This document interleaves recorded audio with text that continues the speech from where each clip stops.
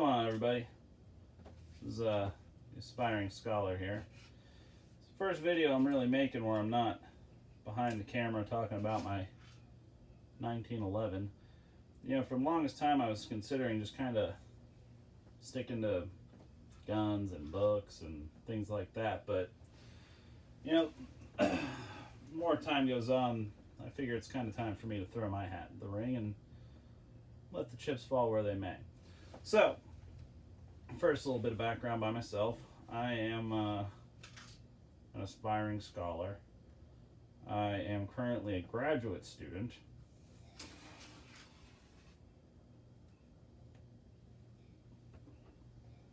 I'm a student of history, working on my master's degree. Just about done with it, actually. I'm working on a thesis, and then I'll be done.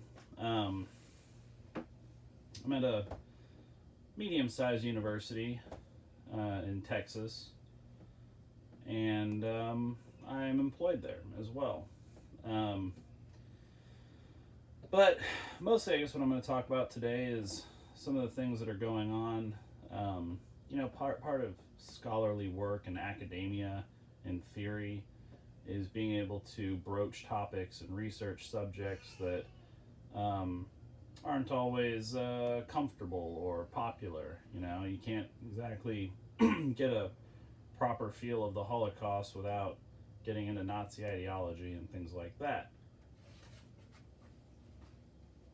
And for the longest time, people actually had academic freedom and intellectual freedom, and you could bring up subjects without being, you know, run out of town on a pole kind of thing.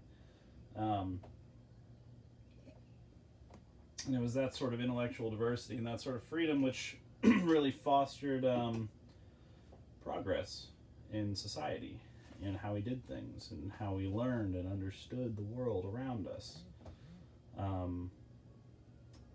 That kind of intellectual diversity and honesty is pretty much dead. There's not really any two ways about that. So the question is, where do we go from here? And what really got me going and thinking about all this is sort of the last bastion of free speech, really, up until recently, was comedy and satire. You could always get away with satire, and you could bring up pretty much anything in a comedy skit, and you know, South Park's been doing it for decades. The Simpsons, you even had Family Guy. But even The Simpsons and Family Guy are bowing to the rabid forces of the thought police, the modern day moral panic, if you will. You know, in the 90s when I was growing up, and late 80s, there was the whole satanic panic, and you know, everybody thought that Ouija boards were going to steal their children's souls, and my mother wouldn't let me play Magic the Gathering, and you know, her parents wouldn't let her play Dungeons and Dragons and all that bullshit. And people thought that Grand Theft Auto was going to make kids go around committing Grand Theft Auto and murder and shit like that. And what they didn't realize the whole time was that what was making kids freak out and shoot up schools and shit wasn't video games. It was the crumbling culture and nihilism that was created by really modern leftism. Not liberalism, but leftism, and there is a difference. You know, liberalism at its core value is liberalism, liberty, freedom. The exact opposite of telling people what to think and what to say. So what really brought it all down to me and made me decide to throw my hat into all this and really start running my mouth and writing, I'm a writer, was Count Dankula. Count Dankula is one of my favorite YouTubers, has been for a while. I even taught my dog how to Sieg Heil after seeing his video. I was so damn jealous. But Count Dankula, while he might have had the the Hitler speech. I taught my dog how to Heil Hitler to Flight of the Valkyries. Anyway, a little bit of Wagner for you. But his demonetization, and now obviously I'm no real prolific YouTuber. This is my third video, the first one that doesn't really involve guns. Physically, guns. But the demonetization of his entire channel, the fact that he can't find work because he made a satirical and comedic video, just really kind of strikes a chord, and it's everything that I really hate. And I'll tell you a little personal story, what happened to me recently. But I'm a bit of a troll. I love a good troll just like anybody else. And like I said, I'm in academia, and as most of you are aware, academia is full of fucking liberals. And not just liberals, hardcore ideological leftists. You know, the regular hippy-dippy flower child, kumbaya singing fucking liberal I can handle. I'm even friends with a few of them. But the ardent ideological leftists are all throughout academia. Let me tell you something. I'm in the humanities and social sciences, and I am very much in a minority. And I am pretty much positive I'll never really be hired for a full-time position at any university. No, probably not. I'll probably have to publish most of my things anonymously, and I'll probably have to, pretend and play good boy, but I digress.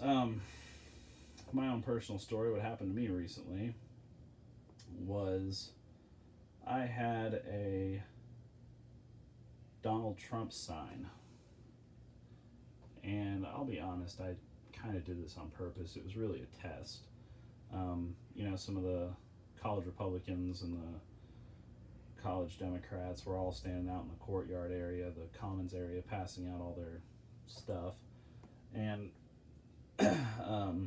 this was during the Beto and Ted Cruz campaign here in the great state of Texas. Was not a shit show. And I grabbed me this sign, and it was a vintage-looking Trump sign. It was actually a picture of Donald Trump from like the 1980s when he was a younger man, and he was kind of sitting there in a pose. And behind him it said, Trump in various different colors 3 times.